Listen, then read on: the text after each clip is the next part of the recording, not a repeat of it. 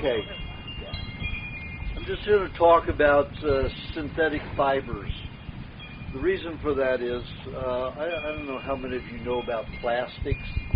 Plastics, they tried to initiate into the households and into cars and automobiles and all kinds of transportation equipment back in the late 50s, early 60s.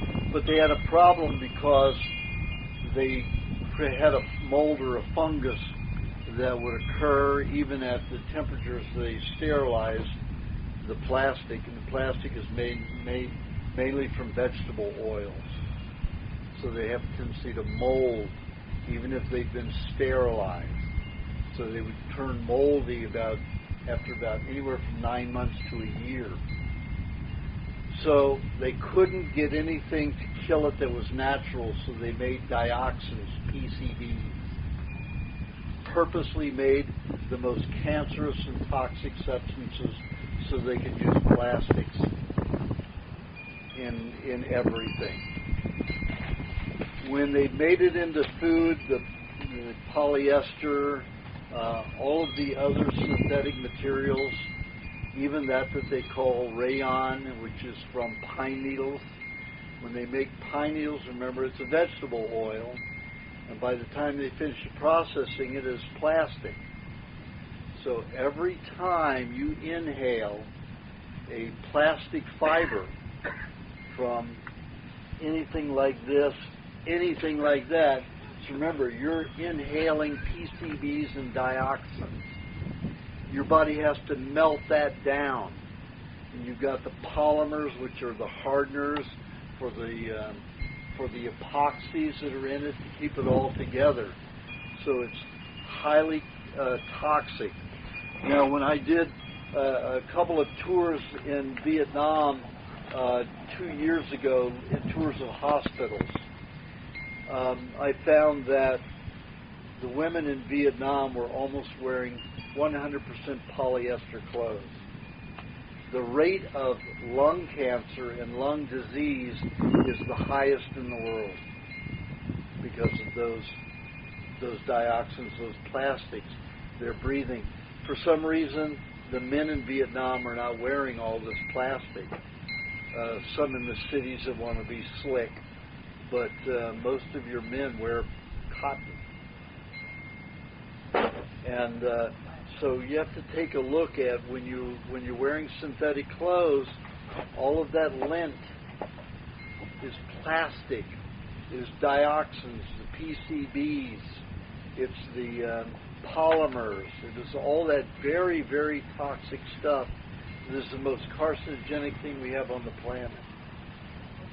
So you have to consider not to wear, any kind of plastic clothing, any synthetic clothing. Even if something's like 90, usually even the cotton nowadays, it says 95% cotton, 5% spandex. Yep. No good? Well, it's not good, but it's better than, a higher rate of anything else. So you just have to consider how much you're going to be breathing. And people have it in their furniture, their upholstery, their curtains, their rugs. It's everywhere. You won't find not a single thing in my home. I go and choose all cotton upholstery. If there's anything plastic and I have to make my furniture. What about the inside of the furniture? I have it all. I have them. No, I do use down. Everything's feather and down in my couches. But I have to make it, and I have to put triple because it will flatten. Yeah. So I have to put triple filling in it. So I buy extra pillows, and stuff them in there so it doesn't sink as much. But it will sink, and you have to fluff them up. The luxury of having your couch pop back up is, do you want those dioxins? Because they will gas out for 10 years. What about nylon carpeting? Nylon carpeting, same thing. It's a plastic. Nylon is plastic. Everybody's got nylon No, carpeting. they haven't. No, you can have wool. I had all wool in my house. The the landlord had plastic under, and I put wool and cotton on top of it. And just this last summer, ripped it all out and put the slate down. So now I have it's nowhere in my house even covered. You took slate. The slate was put with the bed. Pardon? You thought slate was the bed? Yeah. Well, you use stone, slate, marble. Yeah. It's just that I got a beautiful slate, and it wasn't as expensive as some other things. Right. It's harder to work with and put in. Yeah. You know, so. You can't wash it very well. Porous. Very porous. Pardon? Unless it's sealed, you can't wash it. It comes right off. I put coconut oil. Yeah. On it. Yeah, coconut oil sealed it. Yeah. So, but if you want to put a sealer on that, it doesn't come up. It doesn't flake easily. As long as you're vacuuming once a week, you're not going to be. It's not like the nylon and rayon. You know that fibers will float. You know when you've got dust from a sealer on slate or stone, it doesn't dust like that. It's a heavier element, so you can just vacuum it. I mean, if you're rolling on the floor and you have children, you don't want that. But if you're not doing yoga on your floor, then you have to worry about it. But if you are, then you need to put something like coconut oil down to seal it. And it will stop the water from absorbing. And about. So what's our rate of? You said there's a high rate of lung cancer over there in Thailand. Right. Thailand? Vietnam. Right. Isn't that because they're mainly not exactly wearing it, but the factories that they have to work? I mean, Well, we're talking about in the cities. Of course, you've got more pollution there. You've got motorbikes all over the place, throwing off heavy exhaust, lots of diesel. So there are other factors, but the way on the autopsies, the lungs showed all of this plastic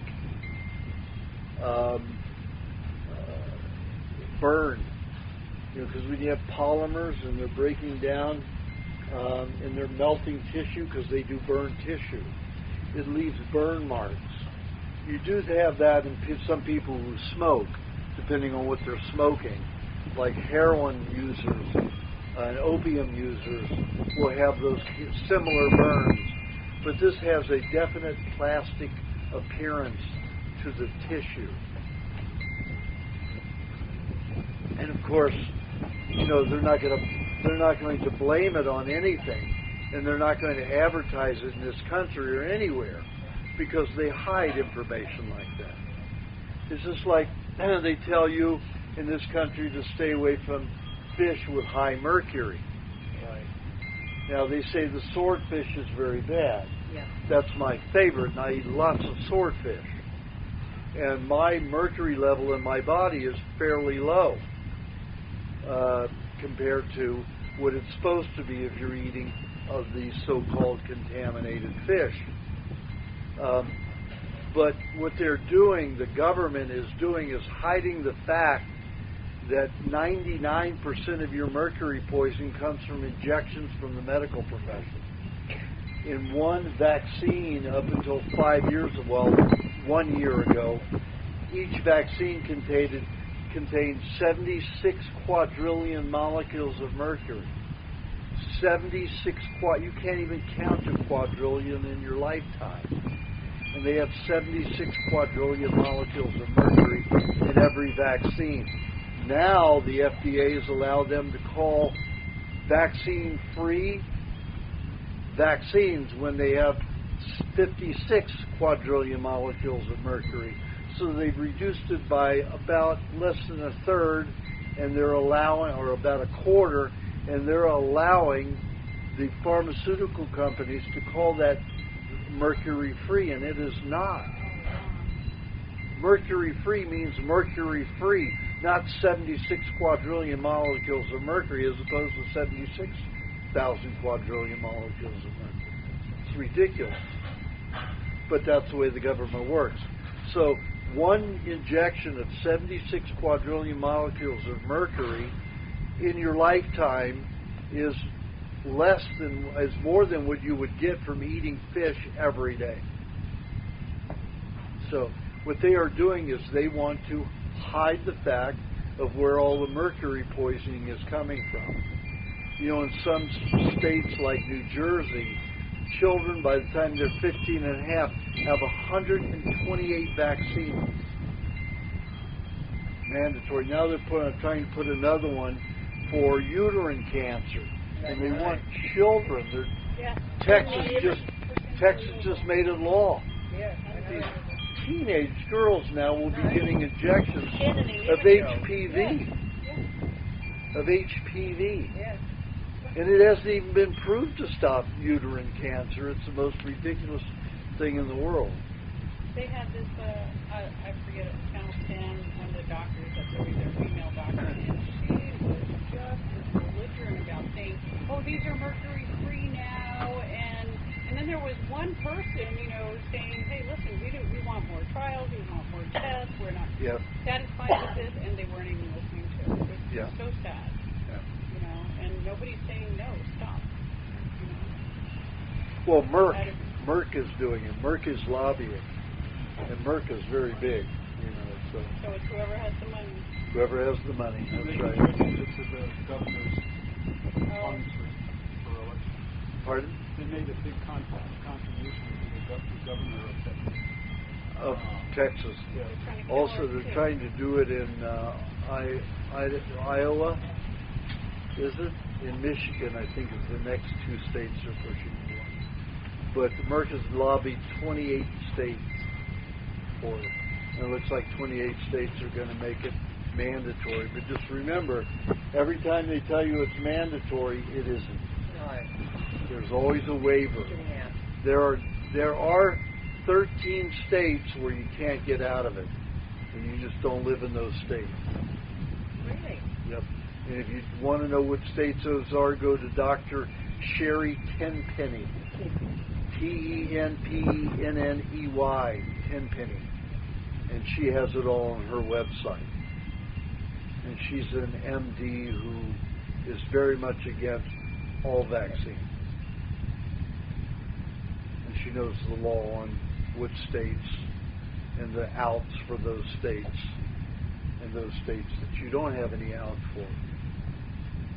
Don't you have rights? You have rights. And you exercise rights? In those states, you have no rights. But doesn't the federal government overrule the state, or is it federal? This is federal and state.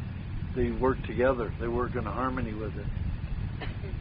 See, the federal puts the law out first, and then the states follow. So if it's federal, it'll be mandatory in every state. No, they don't have to follow. Your states don't have to follow. So if they're both going along with the program, then it's a done deal? Yep. I mean, if your state allows an escape, whether the federal government doesn't or not, it's just like it's illegal to have raw milk according to the federal government. But different states have their own laws about it. You can overrule it. Absolutely. Your local government's supposed to be stronger than the federal. But just the federal has so much money, they say, if you don't do this law, we're going to cut our gift to you. And that takes hundreds of millions of dollars away from the states, and they want that money. So then the states usually do what the federal government wants. So that's how that works. Okay, I'm going to start doing Q&A now. Start here. Do you have a question? Yeah. What's the cause and cure of scarlet fever? Well, did you see Gone with the Wind? She was PMS. I don't, frankly, Scarlet, I don't give a damn. You don't like jokes? I'm hearing it. Okay. The scarlet fever, it depends on where it is and what causes it. But scarlet fever is an infection in the lungs. Now, when scarlet fever was heavy in this country, they were putting formaldehyde in milk. That's what they were preserving formaldehyde with. The milk. It was milk. Yeah, they were preserving milk with formaldehyde, and that was causing a lot of scarlet fever. Also, the first vaccines that came out and they were experimenting with on a large scale without telling the people. The big Spanish flu, that was the first flu shot. The first flu shot. And everybody who got a flu shot got the Spanish flu, and 9 out of 10 of them died. And of course they tell you it was the Great Flu. They killed everybody when it was the vaccine that was killing people. It killed people. Dirk Pearson researched that, and he wrote about it in a book called, it was about 1926 when he published it. It's called Man's Correct Diet. And he documented, he went around and interviewed, because he was from Chicago, and he was part of that whole episode, and he went around interviewing all the people who had gone to allopathic, who got the shots, and 1 out of 7 people died who went to allopaths, and only 1 out of 30 died, something like that, 1 out of 30 that went to naturopaths. What was this with the Spanish flu? Spanish flu. I looked up the definition in the dictionary, scarlet fever. Streptococcus. Yeah, acute contagious disease caused by hemolytic streptococcus. Again, remember that bacteria never causes the disease.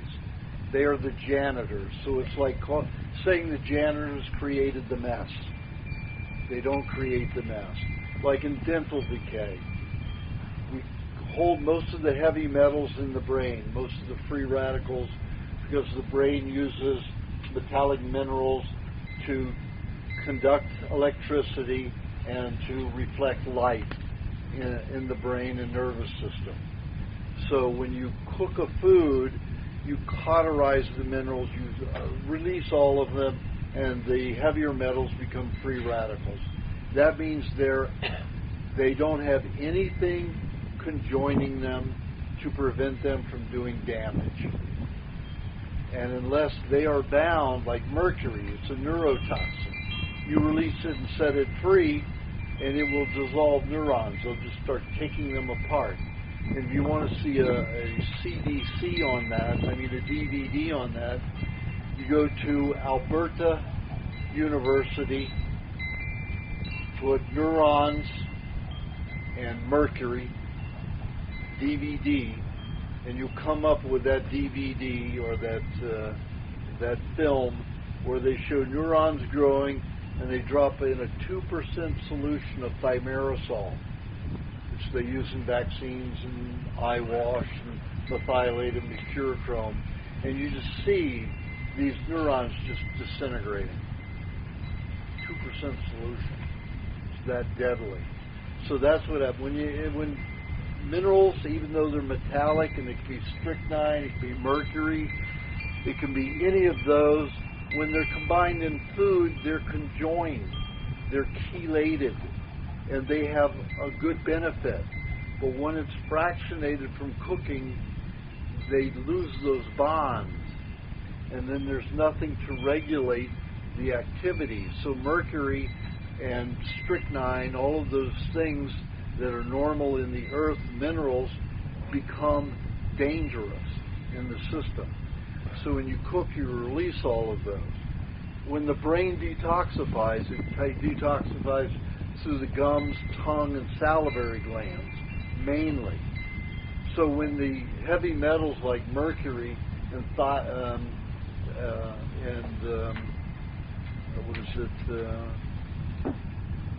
there's another like lead and thiamine, when they leave the brain and go past the teeth, the body will take a lot of calcium, magnesium, phosphorus, and bind and potassium and take it. That's what causes plaque on your teeth.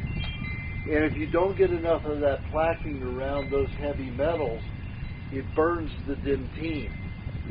Burns the dentine, literally burns the dentine cells. That is your cavity. Then the bacteria come to eat up the decayed tissue in the tubules and the dentine. And they're not there, they're the janitors. They were called in because of the damage that the heavy metals did, leaving the brain, coming out the gums and damaging the teeth. So the streptococcus is a result of poisons going into the lungs. Scarlet fever was also big because in cities like London, Paris, New York City, Boston, all these major cities, everybody had poor ventilation, and they were burning coal or some source in their homes. They were burning wood or coal to cook with and to heat their homes, and they were constantly getting vapors in their homes. In the streets, it was just thick, like in London. It was thick. Other areas, when you're near the coast, when you have the fog, it sits in there heavily. London isn't fogged in. That's a myth. I don't know where that comes from. But I've never seen fog in London. That's what they put in the movies with Jack the Ripper to make it look interesting. But when you're on the coast, yes, you do have fog in those coast cities. And the smoke will get worse. There was a fog land about 15 years ago in Wales, and there's a nearby factory that was letting its smoke off, and one of the byproducts was aluminum, formaldehyde, and mercury, and it held into the fog in this farm, and it killed all of the cows. This is a fog. So you can imagine what happens to humans subjected to that every day. Coal has a mercury gas. So that mercury crystallizes and you get it into your lungs. It's going to do serious damage. You do the damage, what do you have? You've got damaged tissue. What does the body usually use in the lungs? Streptococcus to clean the lungs. That's one of the major bacteria to clean the lungs. So you've got this damage there, and you've got streptococcus, but then the medical profession points its finger at the streptococcus, who are the janitors. Oh, the janitors do it. It's like the butler did it, you know? The janitors did it. It has nothing to do with the janitors. What about aspergillus? Does that get used for that? Aspergillus? Aspergillus? Yeah, what about it? Is that used as well to clean up the lungs? Absolutely. Any bacteria, virus, fungus, parasite is always there to clean up the toxic tissue. I proved that when I took animals who had parasites and gave the animals who had some of the animals who had the parasites dewormers. Killed the worms in their body. The animals that we fed raw food and kept them with their parasites, within a year they discarded, well, about 6 months they got rid of all of the signs, major signs of parasites. But when they were healthier, they were younger, they were more vibrant, and when we did autopsies on them 3 years later, they had all of this gorgeous, young, like, vibrant tissue. It was, deep red, but vibrant at the same time. Whereas the animals who we killed the parasites in with pharmaceutical dewormers, their organs were black. Their glands were black. Even the lungs were black. So it showed that the parasites clean up garbage quickly. A parasite can eat 100 times its weight in 24 hours. And its excrement is like 1 to 5%. So like I've said before, it's like you eating 100 pounds in 24 hours, or 100 times your weight. So, you know, it'd be like eating 1,500, 1,600 pounds in 24 hours and having 100 pounds of waste the next day. That's pretty efficient. You know, so I'd much rather have a parasite or a bacteria feeding on this toxic tissue and reducing it to a little feces. 10,000 pounds. 10,000 pound turd. 10,000 pounds of eating. 10,000 Right. pounds. You said 10 times your own weight. Yeah, 10 times. So I'm 180, so that would be, yeah, 1,800 pounds. Yeah, 1,800 pounds. And then that's 1% of that would be, you know, 100-pound bowel movement, you know, 180-pound bowel movement. Well, I'll take that over having to clean up, you know, 1,800 pounds of waste. I'd rather clean up 180. And when you have no bacteria and no fungus or no parasites to do that, your body uses virus. And viruses are not alive. They have no respiratory system. They have no nucleus. Why is it contagious? Why? It isn't contagious. Okay, why the kids at the school and everybody's all of a sudden got coughing and there's 9,000 kids that are sick? You know what I'm saying? They say the flu. Because it's seasonal. And how is one catching it from the other You're not person? catching it. You're not catching it. It's seasonal. You're gonna. That's like saying bears are contagious. You know, the bears come out of hibernation, let's say in Colorado first, and then they move up to Iowa, and then Dakotas, Wyoming, and then it goes into Canada and up to Alaska. That's like saying bears are contagious. Seasonal. They go into hibernation, they come out of hibernation. So it's like Seasonal. Exactly. Sometimes so they somebody. don't catch it specifically from another child. they're eliminating it. Pardon? They're eliminating it. They're eliminating. Whatever they have when they get sick, it's just an elimination. Yeah, it's eliminating whatever the virus has broken down. So that all at the same season having the same reaction. Yes. It's not like they're catching it from one another. Yeah, it's like saying, you know, okay, a rooster crows at the sun. Does a rooster cause the sun to rise? Yes. You know? Yet all of these roosters were crowing at sunrise. So if you stop the roosters from crowing, does the sun stop? No. You know, so you can have all the antibiotics in the world, doesn't stop it.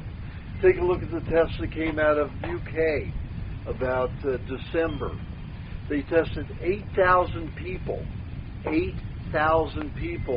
with the flu vaccine. Groups that didn't get it and the groups that got it. And the 8,000 people that got the vaccine, they couldn't even prove by 1% that flu vaccine was worthwhile.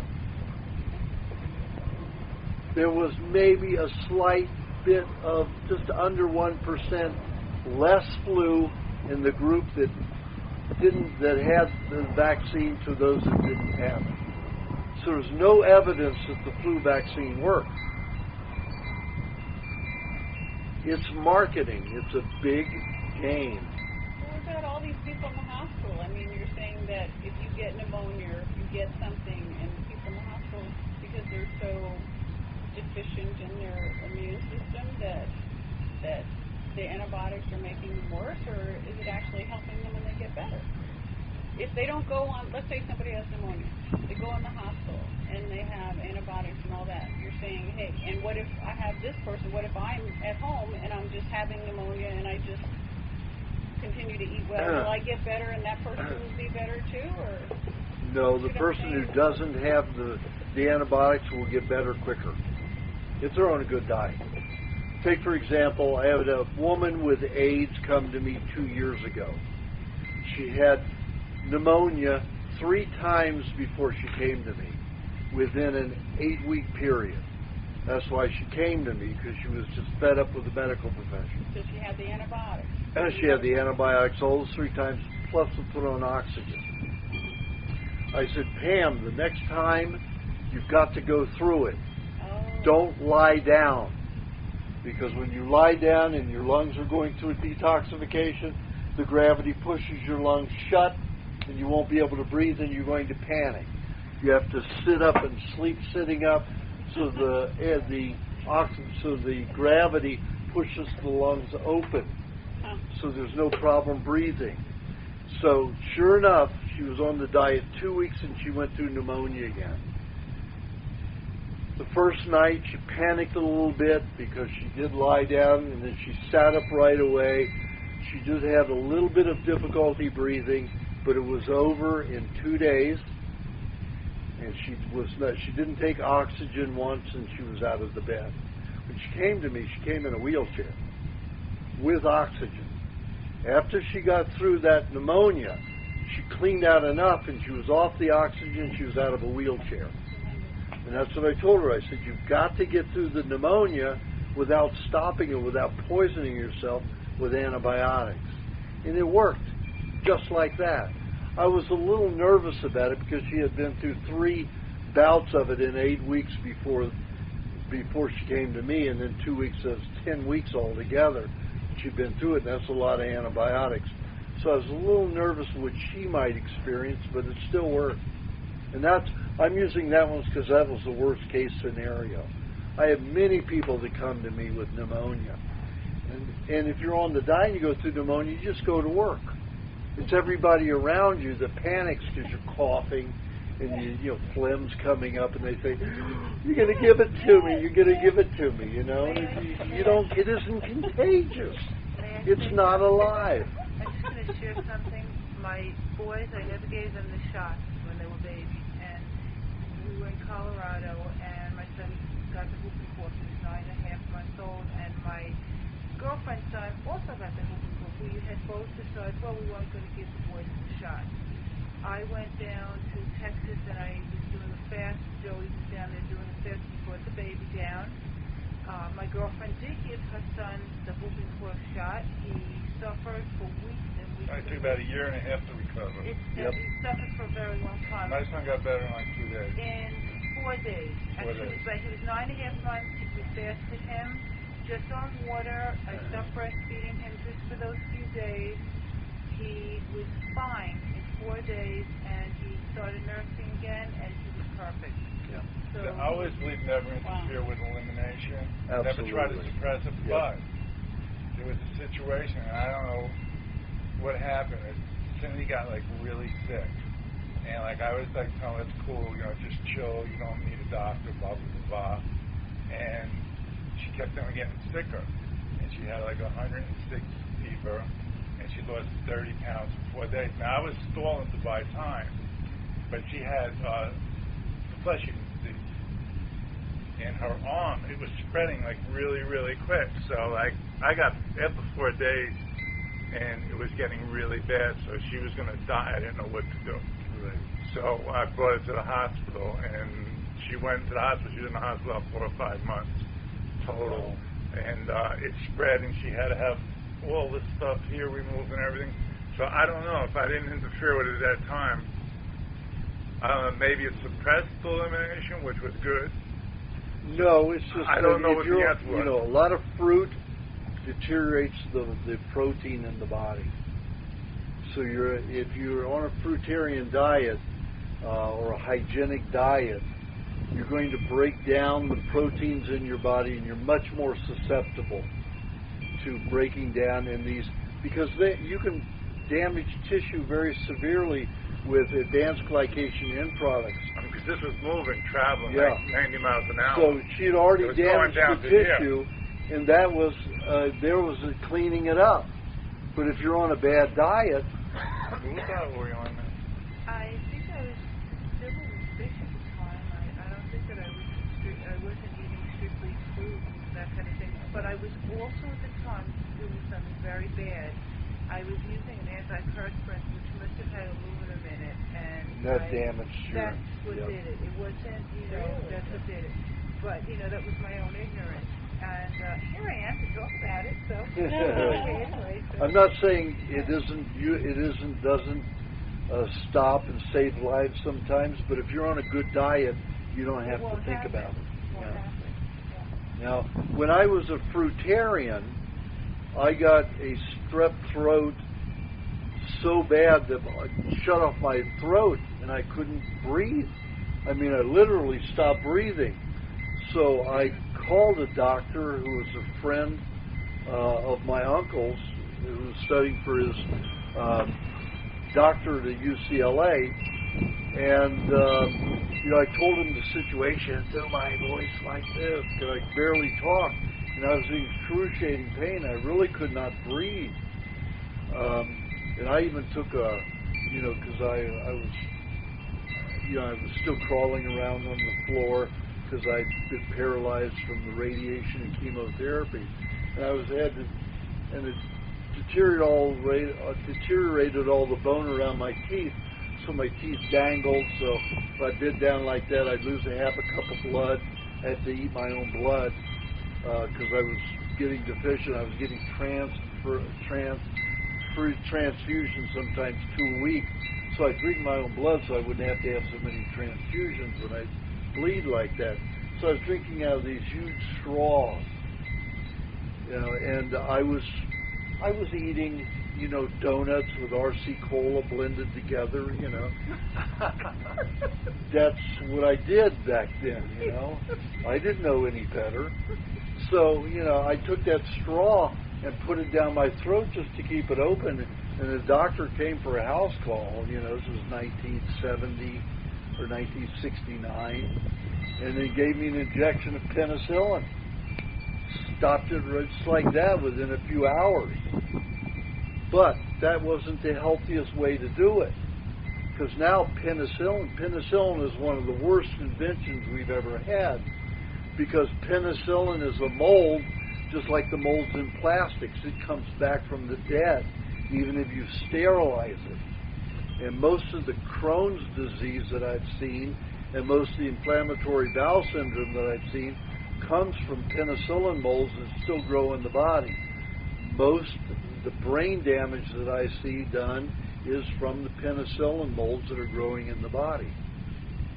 So I'm not saying it isn't useful for people on a bad diet, but if you're on a good diet, you don't want to use those methods. I never thought it was useful for anything, so I never did it. But in that case, I was a little freaked out. Yeah. My grandmother got scarlet fever at 7 and became deaf as a result. Well, you have to understand, they were using mercury. They were, like they put methylated mercurochrome on. The pink stuff. Yeah, that's mercury, liquid mercury. It's anti-everything. It kills anything, especially neurons. They were coating throats with it, with scarlet fever. Gets into the ears, that's it. They're gone. Your hearing's gone, just like that. So it wasn't the cow, John. Yeah. This is something I found. Oh, Prairie Farms Creamery. Pasteurized dairy products. Diphtheria destroyed. Oh, bullshit. It's got the temperatures of these bacteria that are destroyed at different temperatures. Tuberculosis has never been proven to transmit and transfer in milk, raw milk. In fact, it's proved to destroy it. Even UC Davis in San Francisco proved that anytime they spiked the milk, raw milk, with any bacteria, any at all, tuberculosis, anything, the lactic acids killed it. Just like that. In the raw milk. In the raw milk. In the raw milk. Not in the pasteurized milk, because it will grow in the pasteurized milk, because it breaks down the lactic acid. So. If you want to see this, I'll pass it around. It's something I found. And I So funny. Oh my God. Where did you find that, John? The propaganda that they can spread. You collect papers. Okay, do you have a question? Yeah, Grandma. So I understand that you don't like vaccines, right? Absolutely, against everyone. You don't want to be traveling internationally abroad. Is there third world countries, Kenya, India, Philippines. You're louder? I'm going to repeat. Okay. What fundamentals from the raw food diet would you recommend that would enhance my immune system between now and May? And then what would you recommend once I get over there to kind of focus on to get bang for my buck if I can get my hands on raw food? You can. Yeah. She's going to third world countries. She's going to start traveling in May. I've suggested no vaccines, so she wants to know how to protect herself. First of all, the vaccines don't protect you from anything. They poison your system. There are many times. They used to use formaldehyde. They used mercury. They used arsenic as remedies because they would stop detoxifications. They would stop symptoms. Because when a body is detoxifying, it has aches and pains. If you poison the body's going to spend all of its energy on getting rid of those poisons.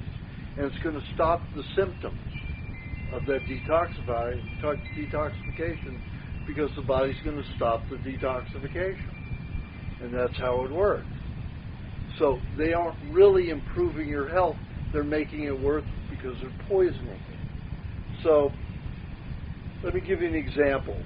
In 1986, one of my patients, Tony Plana, was cast as one of the major leads, the third lead in a film called Latino, which is being shot in Nicaragua. It was about our U.S. intervention in Nicaragua, Nicaraguan government. Very, democratic. Everything was democratic, but they didn't like the lean of it. They weren't democratic to big business. They were democratic for the people. So they didn't like that. So they were interfering with the government in Nicaragua. So that film was about that. Haskell Wexler was directing it.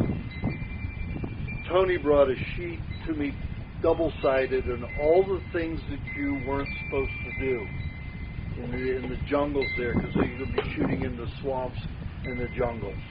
And Nicaragua has more water than any other of those Central American countries. Mosquitoes, everything. So they weren't allowed to drink the water unless it was boiled. They were not allowed to eat any fruit, any vegetables, unless they were steamed. I mean, nothing was to be eaten raw at all. And if you went into the swamp, you were not allowed to touch your face, and you were not allowed to touch your hair, and you had to wash thoroughly with chemicals, with poisons, over anything organic. And I said, Tony, and they, of course, meat had to be well done, not rare. And I said, Tony, do the opposite of everything it says. Drink the swamp water. Do everything it says not to do. So they were down there, supposed to be down there 2 months, so that was 5 weeks. They were supposed to be down there something like 8 weeks shooting. On the 4th week, everybody got sick but Tony. Tony ate the raw meat. He ate everything, raw. He touched his face. He drank some of the swamp water. He was the only one that didn't get sick. Robert Beltran, the main lead, got so sick they shut the film down for 5 weeks. And if you see the film Latino, he goes from a good, well-stocked man. He was also doing the diet. The 3 leads were on this diet. The woman who was the lead was just doing it a little bit. But the 2 main leads, Robert Beltran and Tony Plana, were doing the diet, so they were good and heavy.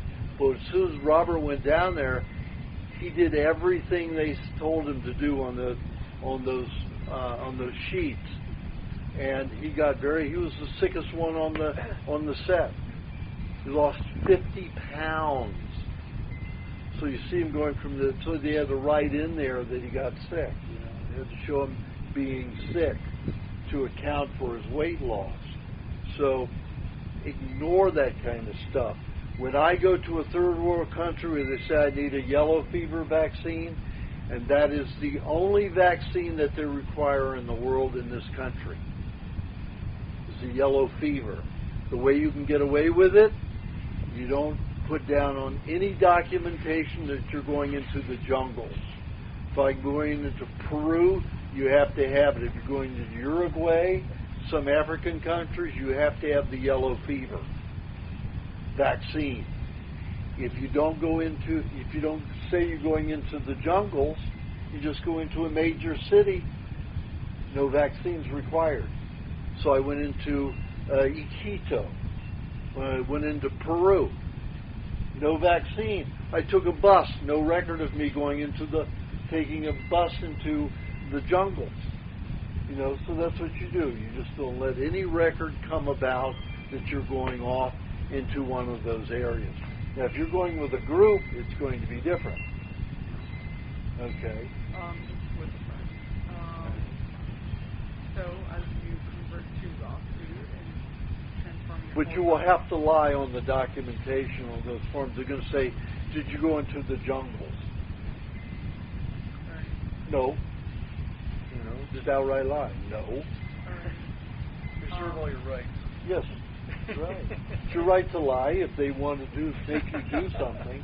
On telling the truth, if they're forcing you to do something that's not good for you, then a lie is a defense. Okay. Justifiable defense. What's the most bang for your buck as you convert to raw food diet? Because it's not only one spirit body, but it's also financially transformation. Well, you need to stay away from fruit if you're going into a jungle.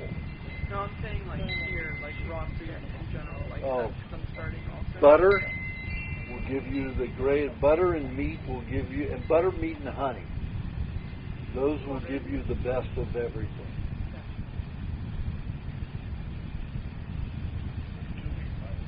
Because when I was converting over to organic food, one of the recommendations was, all right, I know it's financially different. Do dairy to begin with. Knock it all out. All organic dairy. So that was a nice Well, dairy's very good. I drink, when I'm here, before I go to Asia, I chow down on the dairy because I can't get much there in Asia. And when I get it, it's goat's milk, and that takes too much weight off of me because there's adrenal hormone precursors. So I don't drink goat's milk. I only recommend goat's milk for my clients that are very overweight and those that are diabetic. And that's it for the goat's milk. And everybody else should have cow's milk. And I fatten myself up. I'll drink a half a gallon or more of milk a day, usually almost 3 quarts a day before I go. And right now I'm up to 26% body fat. That 26% body fat for the average individual, nobody here is that big. I was just in Florida, and I was standing up there. I lost about 2 pounds since I was in Florida last weekend, and there was this guy that was this rotund that was sitting in a chair, and I said, "I'm 27% body fat." He says, "I'm 26% body fat." And I said, "I've been living on raw fat since 1974. My fat molecules are very tiny and concentrated." When you cook a fat, any food with fat in it, it's like taking a kernel of corn and popping it. It swells 10 to 50 times its normal size. So I'm a real fatty, but I don't look it. But that's a good protective fat. My fat's concentrated. So I do load myself up with dairy, but if you want to strengthen yourself, you want meat, butter, and honey. And you want to fatten yourself up, you have lots of milk on top of it. Still not, you eat, this one just shut off. what you want to do is get cheap meats. All the hunter tribes say the toughest meat makes the best muscle and the best tissue in your body. So you get the cheap cuts, the chuck, the top round, the bottom round, the sirloin, all of the cheaper cuts. That's the way to cut corners and give yourself better health. The Eskimos, when I lived with the Eskimos, they would take the filet mignon, throw it to the dog. And I say, my God, you're throwing $22, a pound meat away. Yeah, and they said, because theirs is very expensive. Meat in Alaska, frightfully expensive. And they said, well, it builds very weak tissue. And I said, well, Jesus, you've got huskies pulling your sleds. You don't want them weak. And they said, well, they eat bones, lots of bones, and that counterbalances so they can eat that very tender, soft, no-fat meat because they eat all those bones.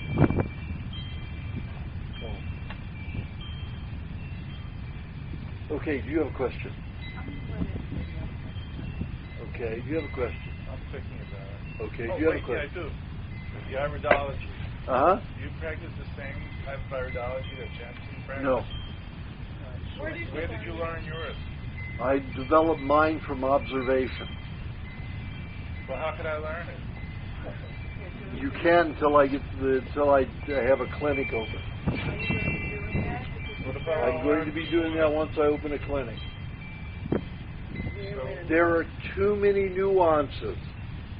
So you had to spin off something, though, at the base. Well, I studied Jensen. Well, I first got a book. The first time I found out about when I was working in Antilles, I had access to ordering. I was ordering all the books. And let me tell you, I spent a week going through every book that I could order. And I found some spectacular books that there were a few copies of. And I got one that was written in German in 1684 by a woman doctor named Anne something. I can't remember what it was. And I had a German friend that translated for me, and it was the iridology, a book on iridology. And, their methods in 1684 were pretty primitive. Their microscopes, their way of viewing everything, was not detailed. When I started doing autopsies with animals and stuff, and I would see the tissue changes and dissolve it, I would look at I had pictures of their eyes. So I looked at the difference in the tissue structure and what was occurring in that particular gland. So I could say, oh, that's what mercury in a gland looks like. That's what high levels of sulfur in a gland looks like. That's what high amounts of aluminum in the brain looks like. So I was able to develop that over a 30-year period. So I didn't even write my book on nutrition. I didn't start writing my book till 1992, 1993.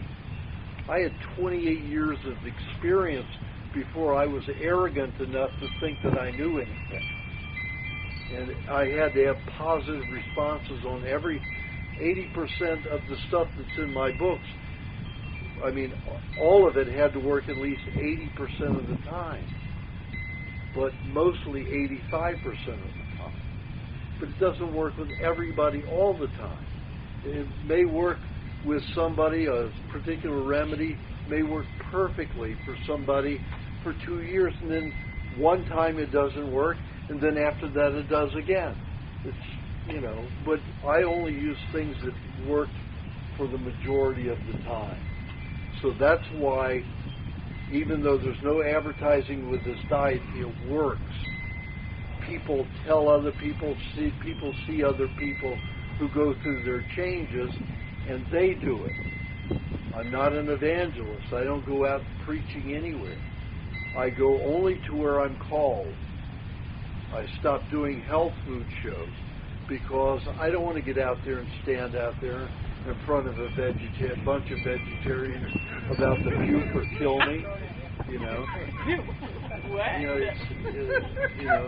It's not in my best interest, and it's waste of my time. But in all your travels over all these years, has nobody taken an interest or somebody with powerful people in Hollywood to actually make your stuff known? So, we can have another side of the coin. Why aren't you on PBS? You know what I'm saying? I don't Because know. it's too radical. Remember when we were on TV in San Diego? We talked, and it said the next day that we talked about bacteria. Oh, I didn't know. They don't want that on TV. Yeah, and when I was on... everything else, just like they do with our government. What about PBS? What we're being though? said I mean, is they don't want you to know. And look, they had me on Fox News. Yeah, we were down here, and he interviewed me at my house, and then they cut it. I never saw it. Said, Well, they showed it for the morning. Well, yeah, they showed it live. So I did a 5 o'clock show, I think it was. So I did the 4:30, 5 o'clock show, and it was supposed to be rerun for the evening night program, and they cut it. Because I was talking about bacteria, I was talking about doctors a little bit, I was talking about raw meat. Every subject they don't want. I was booked for Oprah 6 years ago. When she saw that it was raw meat, she cut me right off the show. I think cut off shows. Because of the liability she felt? She was. You know how people are brainwashed that raw meat is bad for you. Yet half of these people have eaten steak tartare, they've eaten sashimi, they've eaten carpaccio or ceviche, and yet they don't put two and two when together. They went on Ed Sullivan. What they do? Remember when George went on Ed Sullivan? Yeah. They said they were going to leave that out of the song, and then they just threw it right in. He didn't compromise. That's what you should have did. I did, but they cut my show. That's what I'm saying. They cut it. You just said no, you mention a raw meat, then when you got on, just last. That's what he did. I did. You did? With Fox News last Right, year. They showed it, and then they wouldn't replay it. They wouldn't replay it that evening. They just cut it. But what I'm saying is there's nobody in Hollywood that follows your diet that thinks it's worth it. Martin She's on and off of it. But Demi Moore also? Demi Moore's a vegetarian, fruitarian, raw fooder. That's why she's so freaking skinny and drying up. Because my girlfriend said to me she saw her in New York. She said, Demi Moore's doing the diet. Terrible. I said, I don't think so, Myrna. I don't think Demi Moore's doing the diet because she's so thin. So she said, well, you know those Hollywood people, they don't gain weight. So I said, not on this diet. You gain weight. I said, no, not on Mel this Gibson diet. was the only one who came out and said, I eat raw meat on the David Letterman show. Nobody carried him after that. Yep. Except for the trash papers, the tabloids. They said they were always mentioning that he was What's the eating deal raw with him? meat. He's not looking too good, though. Gibson, like what Well, he got off the diet a year ago. Oh. So, In the price. and started drinking again. Yes. I have my question. I'm not in love with dairy, okay? So I've been making coconut cream myself and eating a lot of it. And I noticed that I was a raw food for a while without any animal fat. I did add chicken into my diet now. I did add fish into my diet. I try to eat meat, but not the dairy. So my question is, I have been feeling much better since I started this, much. And I used to get tremendous aches and pains while I was on a vegetarian diet, not vegan. It was raw vegan. I don't have that anymore. I just want to add that into this also. And I was just wondering, how quickly does a person detox when they're eating a lot of coconut cream? I mean, I'm eating a lot. Too much. They detox too much. Too quickly. Yeah, but you can survive that for a little while. Yeah.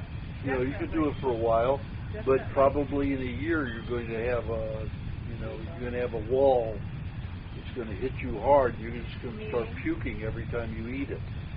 but that's You just good won't too. be able to. That's No, good. because No, then it's you not won't be good. able to eat anything. You keep doing that. Okay, so I have to cut back on. I have to cut You'll back have on to my cut back on it at coconut that cream. time, and then you'll start eating some butter, How and many ounces? you'll are you probably doing? be better able to digest dairy. I just can't stand the smell of the raw I don't know, butter. we I don't think that Don't you smell can. I don't think you can digest it very well right now. Yeah. You were a raw vegetarian too long. Long time. Don't smell it. Don't. Just remember, people who are raw vegetarians lose all of they over alkalinize their intestines. They lose all of their acid bacteria that digest animal products. So when they start eating it, sometimes they have a difficult time on this diet at first with dairy. So eat cream, that's usually better. A little bit of milk, but butter may be way too heavy for you, because it even destroys the liver's ability to make a bile that digests butter. Still will digest cream, even though cream is harder than butter, except for some vegetarians. Cream doesn't bother me. It doesn't Yeah. make me nauseous. Yeah. You're welcome. Do you have a question? Yeah, I guess it's kind of a background question because I'm a newbie here for the first time. I've read the first half of your one of your books, the We Want to Win book, and I guess my question is, I gathered from that, I kind of read the intro and stuff and how you researched many diets all throughout the world, and how did you kind of come to the place where you felt that, I think raw food is the answer for, all these diseases and ailments, like, what kind of put you on this path, and how did you think outside the box? Well, it's in the story. Is it in? Okay. Yeah, it's in there. The man who volunteered to help me die, from the hospice, he introduced me to carrot juice, and then it went from there. The more raw food I introduced into my body, the better I got, or the less pain I had, which was better to me. So, and then when I started eating tremendous amounts of dairy, milk and cheeses, and lots of raw cottage cheeses that I made myself, I started getting better. All the bone around my teeth grew in like 7 months. I replaced all the bone in my gums in 7 months. That was phenomenal, spectacular, because they wanted to pull all my teeth for the last 3 months that I was going to live. And I said, do you want me to suffer extractions for the last 3 months of my life? Are you completely stupid? Yes, doctors are completely stupid. I'm sorry, but they are. And they're trained to be stupid. It isn't that they really came out that way. They're trained to be stupid. So, do you have a question? Yes. Just a quick one. With Alicia, when she eats the chicken, should she have lubrication formula after that? It's always a good idea. She'll put more weight if she does. Okay. And when you take a cruise, can you bring your own food, or what would you recommend? When you what? When you take a cruise, like a 7-day cruise or something, have you known people can you bring your food on the ship or not? I've done it, and I've had clients who've done it. It's a matter of going to the chef and telling them that you are on a specific diet, and it's very important for your health, and they'll give you a little section in the refrigerator, and you'll get permission. They'll give you permission. They will introduce you. Yes, absolutely. You got exactly what you want. But how can you eat it if you're in and out of do they prepare it for you? I wouldn't let them touch it. No, you just go in and you get it yourself. Even when I was... Did you go on one? I did a commercial for Club Med. So I was in the Bahamas at Nassau, that one. I had all my own food.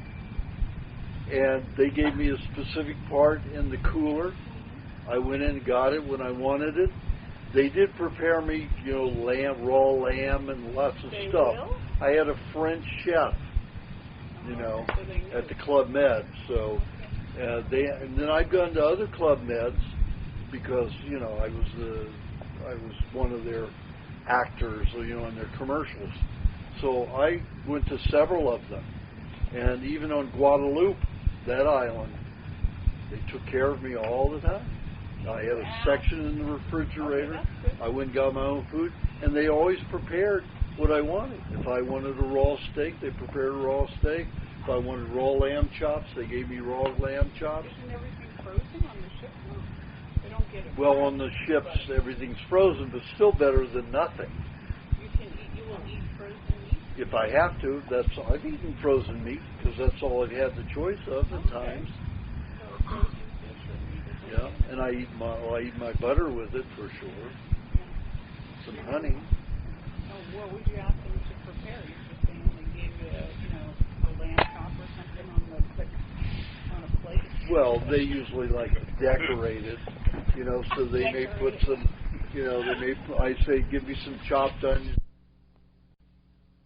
Yeah, I'm serious. I stand once a week to lecture, and that's about it. The rest of the time, carrying my groceries once a week, that's my exercise. Otherwise, like Cary Grant, remember his exercise? This is all he would ever do. And that's what I do on my computer. So, when you're healthy, you don't have to exercise. Of course, I'm not against exercise.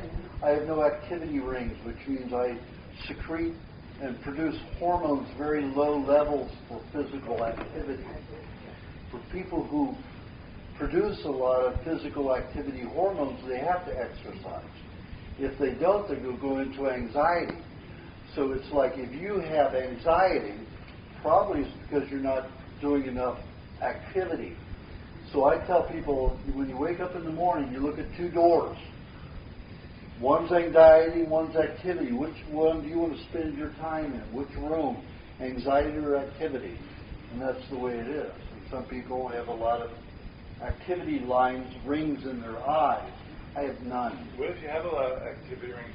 All you want to do is sleep now that you're on a diet? Yeah. Well, that you need to sleep, but if you get anxious, then you need to exercise. Does he look anxious? Not yet. He's healing. He's in a state of healing, so he won't have a lot of activity. His body won't use the hormones for activity. Use them to clean up and heal the body. Then when he gets well enough, then he's going to start producing a lot of physical activity hormones. You said you used to sleep 20 hours a day. For how long? Yeah. Probably 6 years after the chemo and radiation. I'm not doing 20, I'm doing about 14. If you never had chemo or radiation, then would you need that long? No, probably, anywhere from 8 to 10 hours a day. Yeah. All right.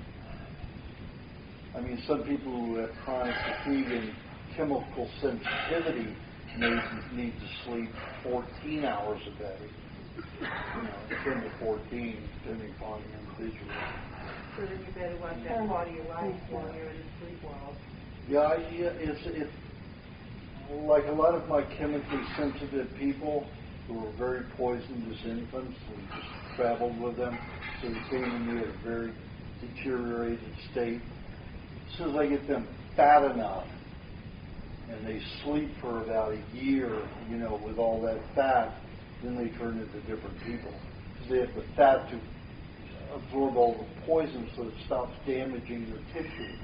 As long as those poisons keep damaging their live cells, they stay weak, they stay exhausted. But when they have the fat to go into, there's no problem. Does their sensitivities ever go away? Pardon? The chemically sensitive people, do the sensitivities They get ever better. go away? I used to be terribly sensitive. I couldn't go into a movie theater or anything. I still don't like to go into a movie theater because they get worse.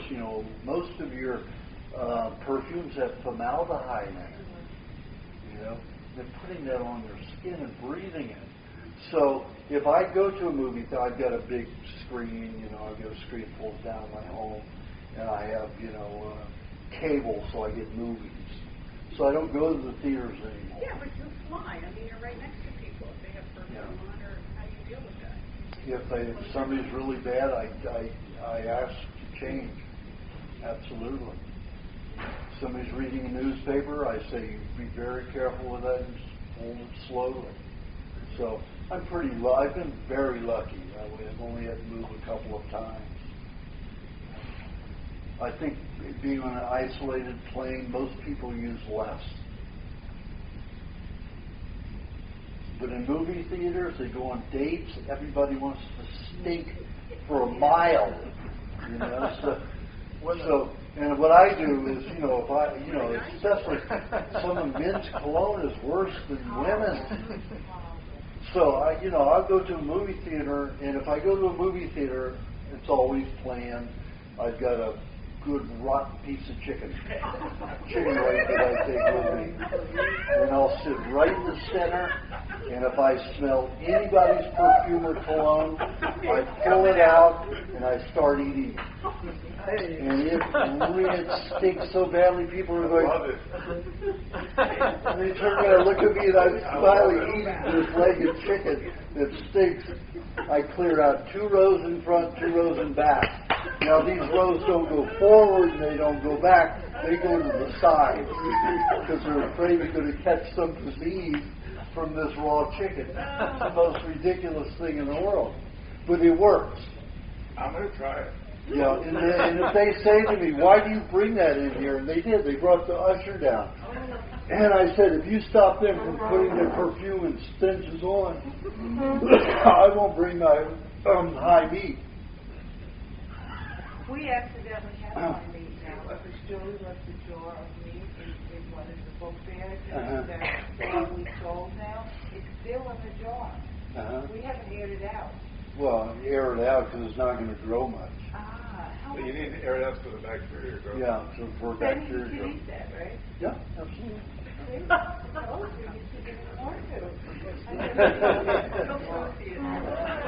yeah. I can't wait. Okay, we lost the seating, so you have a question, Joe. No questions? Barbara. I just want to ask again, because people, and I'm not clear enough to explain this. You know how so many children die in the third world countries from mosquito bites and all that stuff? You know, there's so many dying. If they're brought up in that country and they have all these, they're amongst all these diseases all the time and all these microbes, why are they dying of them as well? They're not dying from mosquito bites. Well, they do. That's what they're being told. Yeah. Think about it. It's the female mosquito. She puts her proboscis in there. She bites all the cells. The amount of saliva that she deposits is minor. And she sucks the blood up.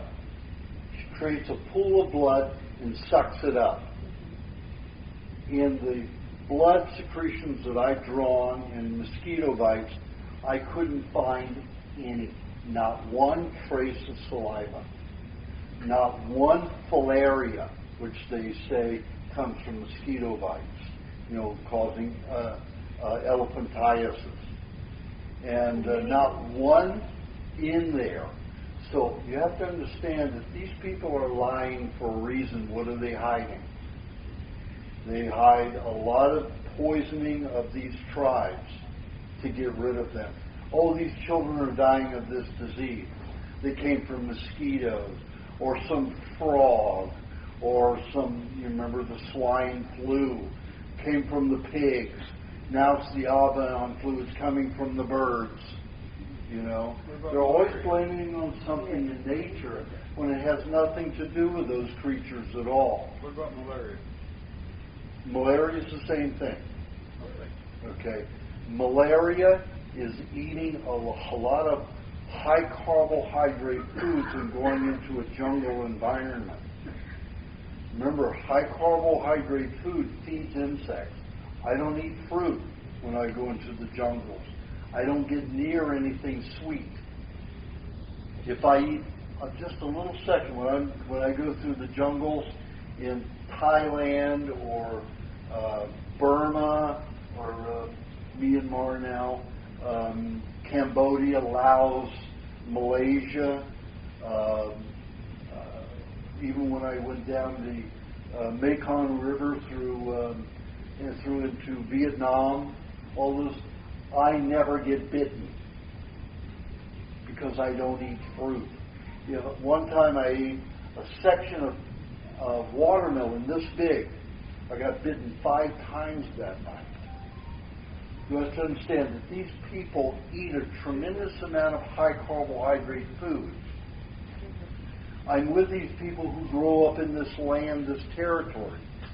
They get bitten and I don't. Why? Because they eat all this high carbohydrate food. They eat all of this rice. They eat this sweet fruit. And it just feeds because of the female, and it doesn't eat that blood. She goes back to the little puddle where her little tadpoles are, or the eggs are, and she vomits the blood. And that feeds her offspring. That's what they need the blood for. She doesn't use it for herself. The little bitty male mosquito is 1/10 the size of the female. He has a very small proboscis nose, and he pollinates those little tiny flowers. So does the female. That are too small for the bee to pollinate. So that is the role of mosquitoes, is to pollinate those tiny little flowers. But she needs blood to feed her offspring.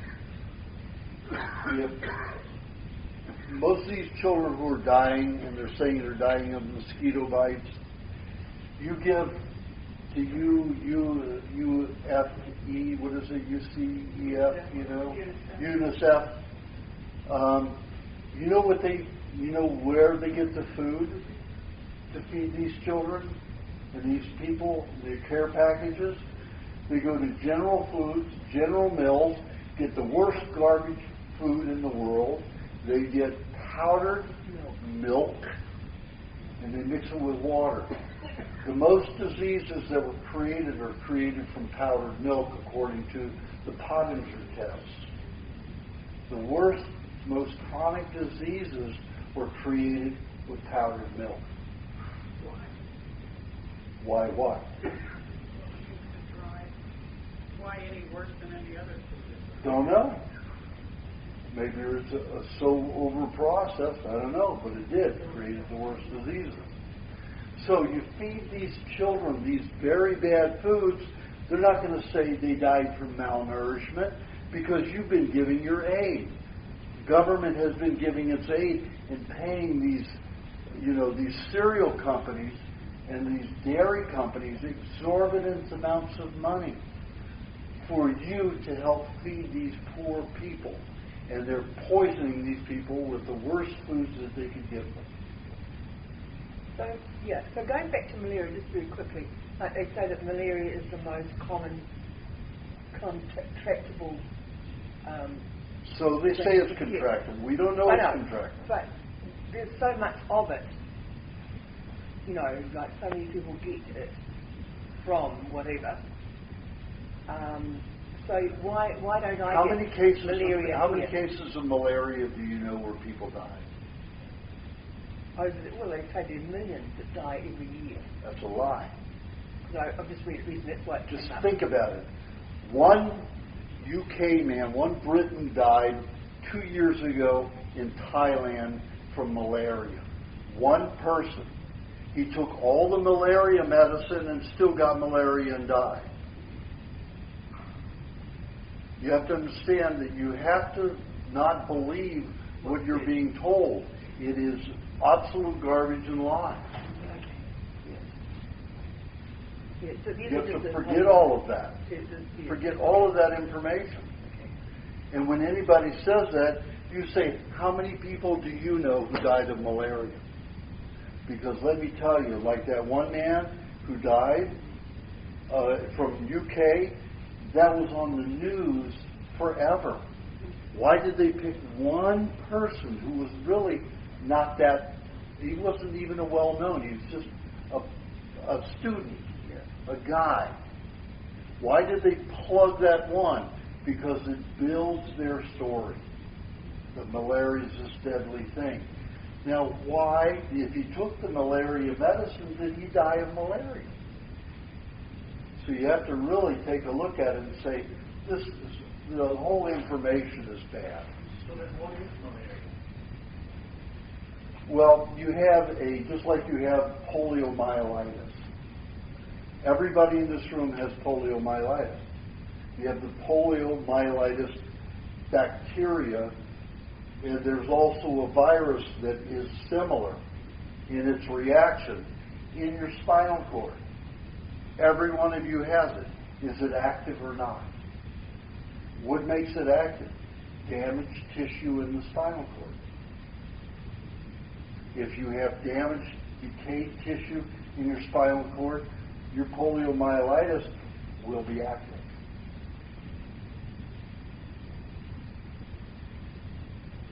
It's that simple. It's all part of your body anyway. It's all part of the cleansing process. It's not external. It's internal, absolutely. We blame it on the plot. No, that's what I said. They'll choose any creature. It was easy to choose on little insects because we had no microscopes. Now that we have microscopes, if people would just say, hey, let's prove this. Yeah. Let's see. Let me see the proof. But guess who's funding all of the research? The pharmaceutical companies. Do you think the university is going to let you do work that will disprove it? Absolutely not. You will never get anywhere. It's just like those 8 full professors from Sweden 5 years ago, 6 years ago, when they did all of the research on acrylamides and what foods had high acrylamides, and showed that when you looked at cancer cells, tumors, almost 60% of the constituent of a tumor was acrylamides. So they realized getting rid of acrylamides was going to reduce cancer by 60%. So they called, when their research was over after about 8 years, these were all brilliant full professors, brilliant men who knew what the evaluations were, what was required to do the research right. They had a news conference and said, we need to get rid of cereals, we need to get rid of donuts, we need to get rid of all chips, and we need to get rid of French fries. You know what happened? They're all working in high schools. They were demoted because they attacked $200 billion industry a year worldwide. $200 billion a year industry. So, weren't allowed to do that. That's what happens when you come out with the truth. That's against, the whole industrial machine. They're not out to protect you. They're not out to protect the environment. They're out to make money. That is it.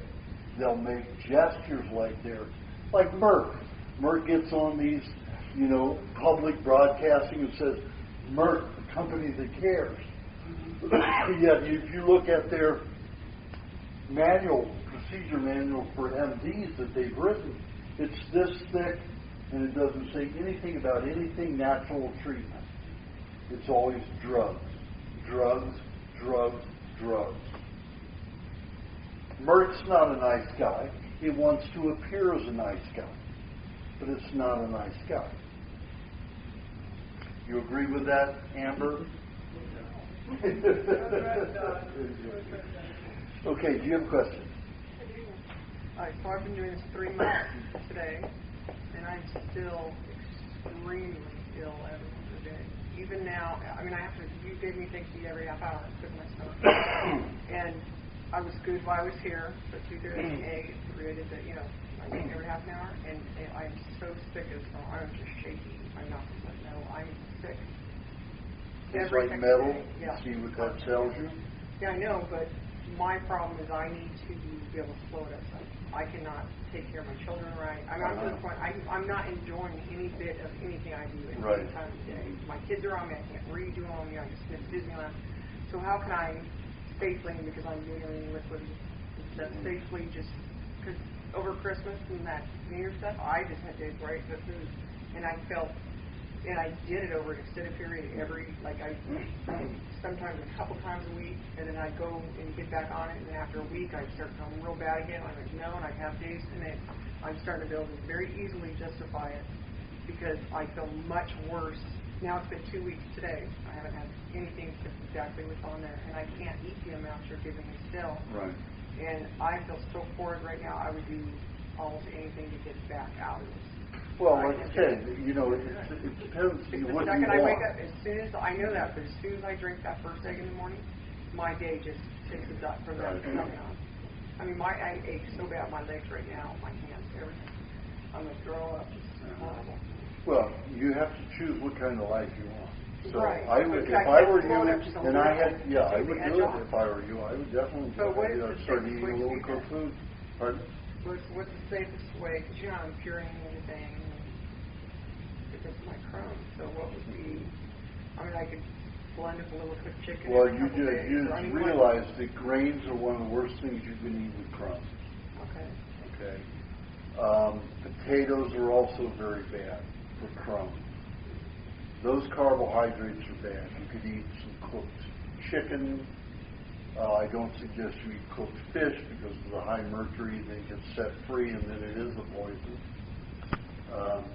So cooked chicken, any cooked bird, turkey, anything like that.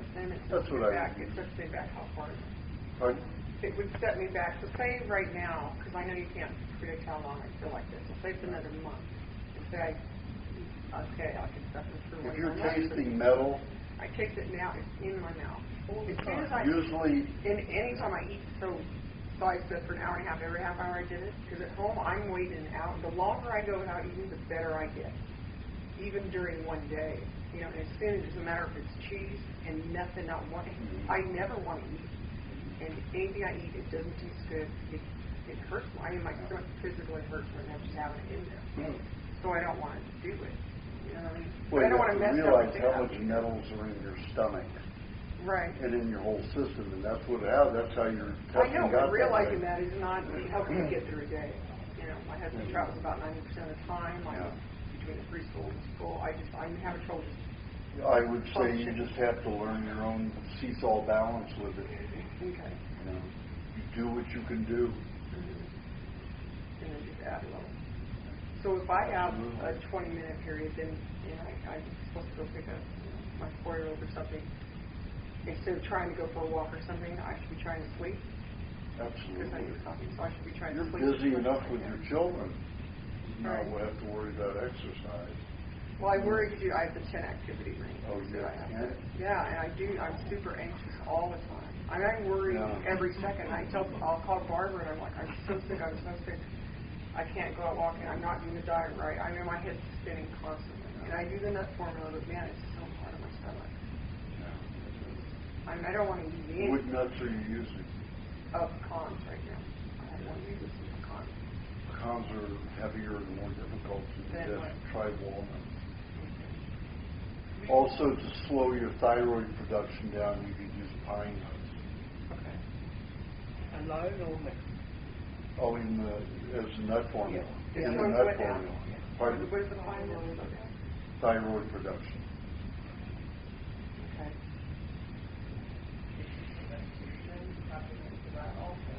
The what?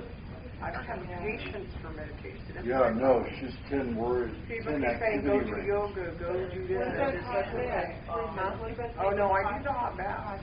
I do that. She does it every day. No, every 3 or 4 days. Every 3 or 4 days I do the hot bath with whatever I'm supposed to drink. Right. But I have a jacuzzi and I have an infrared sauna. I do something hot every day because my legs are aching. Especially this left one, you said the knee down. it hurts so bad. It gets where I can't stand it. So I now have 4 hot water bottles. I throw 2 more. This doesn't and work, I pack right? this leg. Yeah, but I can't. Stay that way. You have to be mobile. Yes, Yeah. I have to be. Well, you're between a rock and a hard place. I know. Yeah. Well, fix that. That's what I need help on. Give you a wrench and screwdrivers and I'll take you hard. Some of the nights I don't get to the meat, or I will blend up the chicken and meat and have the honey butter with it and stuff. But I'll never get to making the keeper because I'll call Are it you drinking cabbage juice? Yeah, morning and night. 40% cabbage, celery, cucumber, and parsley. I don't get the amount down. I'm 8 to 16 ounces at night, and I get about 16 ounces in the morning. You know. You just want to make sure you're having those important things. Yeah.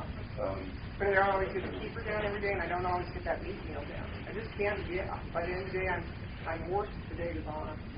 And then I'm too sick, or I just can't get up to make it. And I'm also, I'm doing 3, 4, 5 meals a day for the kids.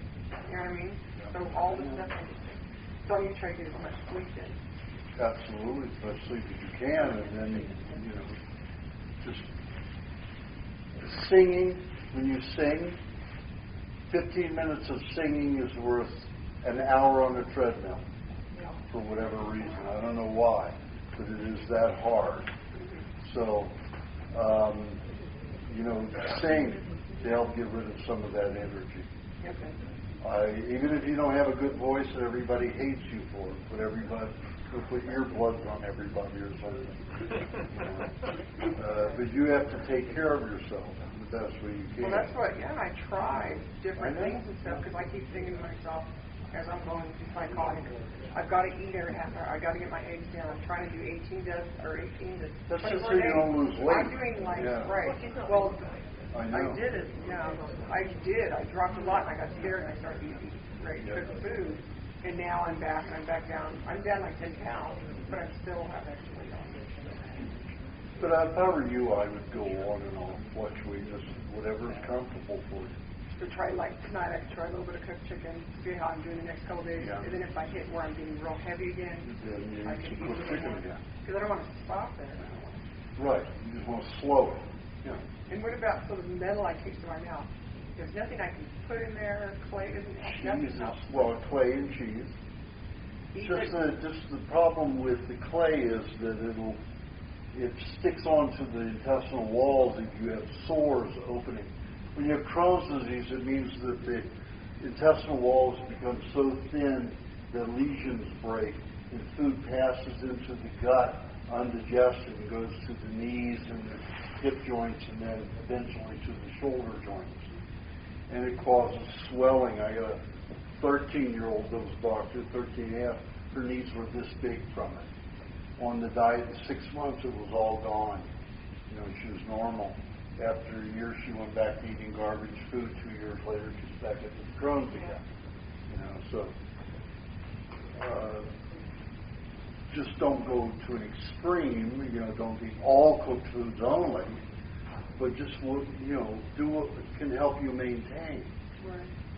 So no clay for someone who's got Crohn's? Yeah, it's I put it on my gums tricky. because my gums are hurt. My teeth are hurting. Yeah. So I've been doing it in my mouth, and I know I swallowed some of that during the night. Yeah. Well, good to have cheese in your stomach.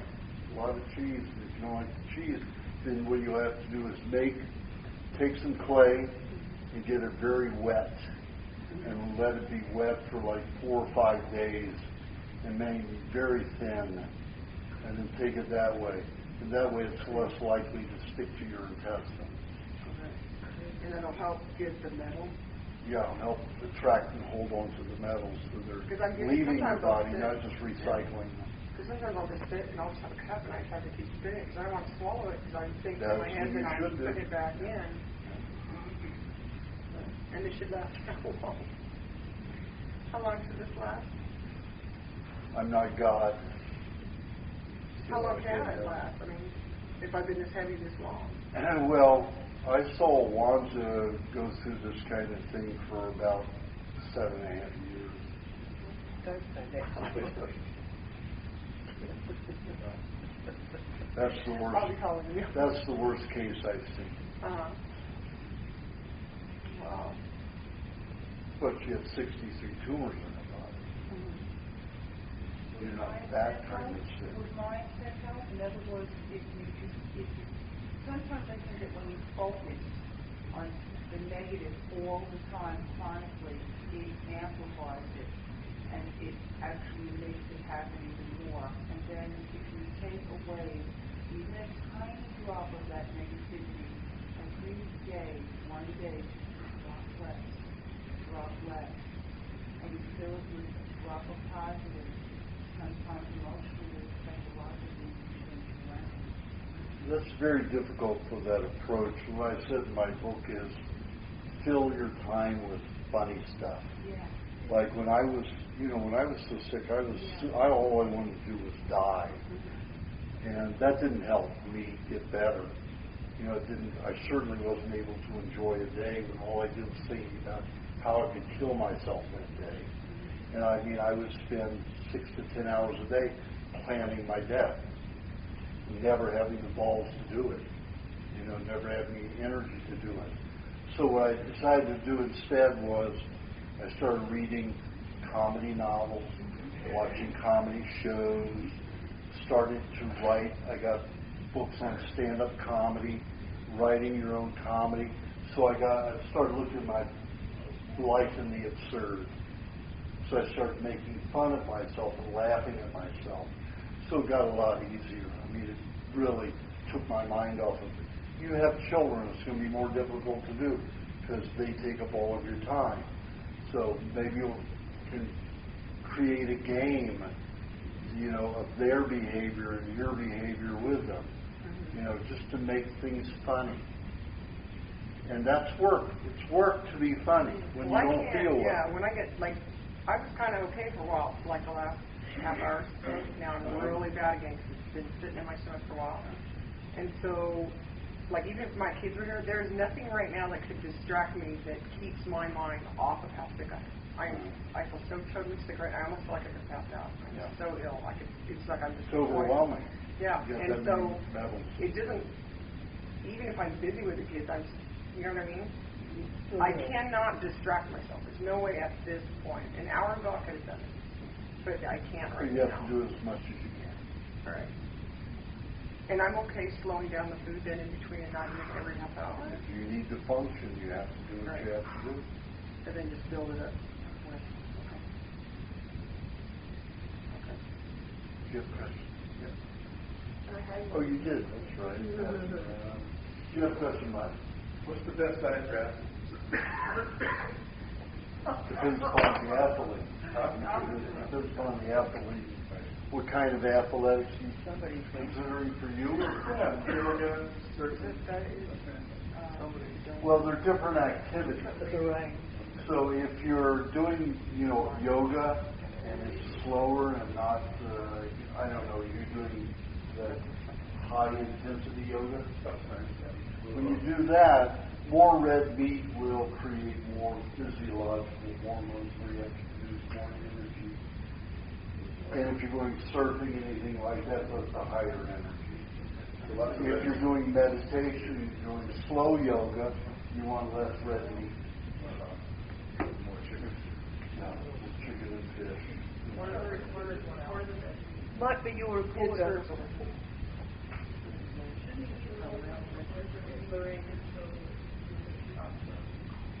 Pardon? If you get too energetic when you have the red meat, then always eat white meat with the red meat. That'll balance it.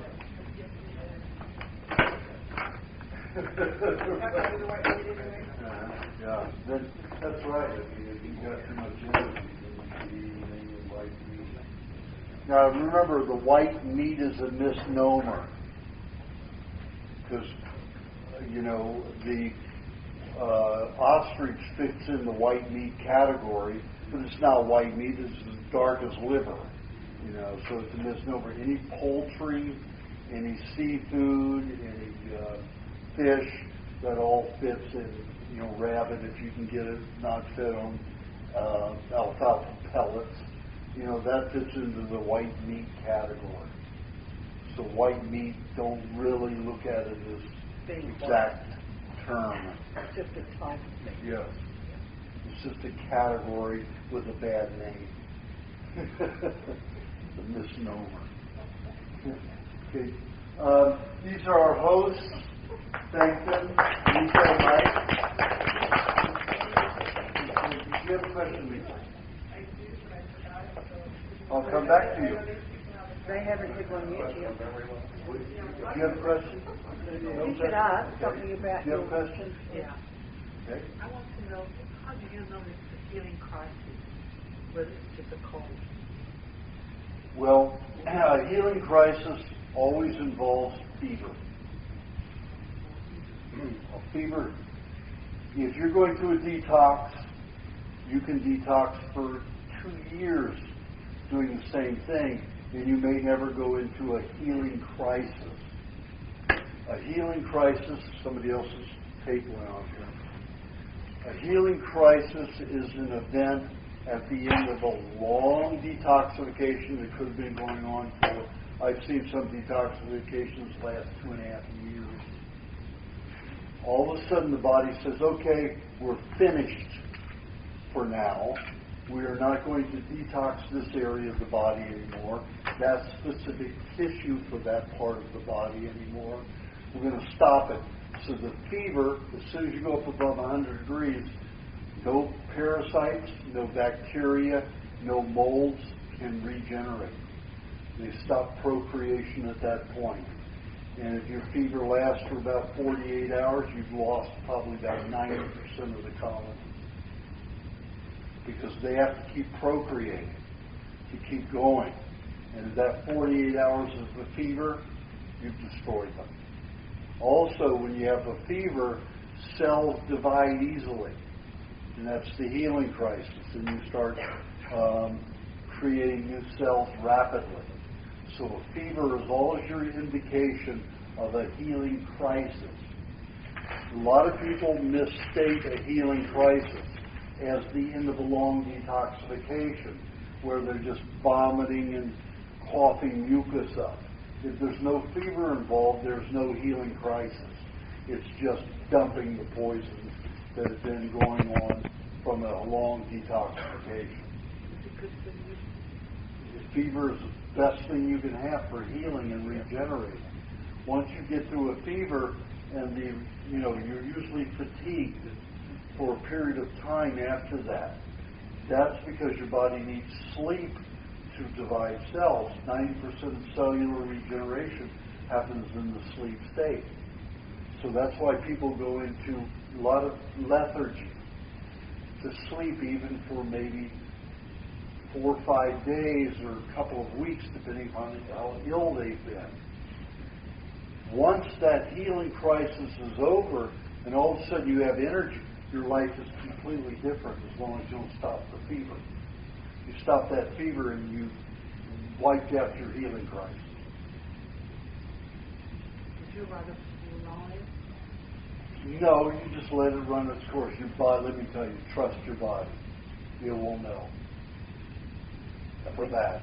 When you're having baths, though, that is increasing. I mean, a bath is an artificial You're not, fever you're to not, a degree. yes, but you're only doing it for a maximum of an hour and a half. Yeah. So you're reducing the colonies of bacteria. You're forcing a reduction, but that's for an hour and a half. Let's say you've reduced it by 10-15% by having that fever. Let's say if you get the hot pool for a day and you're in the water for 6 hours. 6 hours, you probably reduce it by a fourth. So you're not doing too much harm. You're not doing any harm at all because you're going to be helping the body throw the poisons that have gotten from the lymph system. The lymph system has to dissolve them and neutralize them, put them in the connective tissue to be perspired out the pores. So that heat helps the body remove them with very little effort. Okay. All right. Do you have a question? But before that, I want to know something. Fats we have in our body are good to absorb toxins, right? Now, what's the difference between fatting